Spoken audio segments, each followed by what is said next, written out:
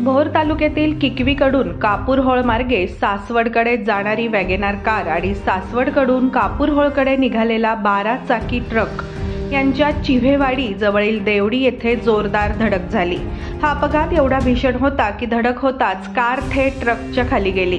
यामध्ये कारच्या चालकासह एका महिलेचा जागीच मृत्यू झाला, तर महिलेच्या 2 वर्षाच्या बाळासह अन्य एक व्यक्ती गंभीर जखमी झाला असून त्यावर रुग्णालयात उपचार करण्यात येत आहे।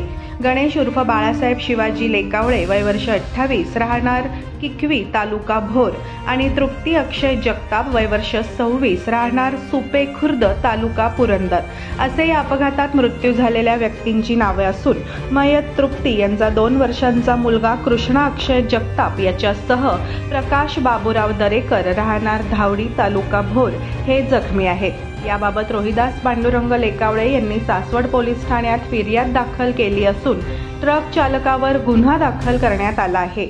अपघात झाल्यानंतर ट्रकचा चालक फरार झाला असून त्याचा शोध घेण्यात येत आहे।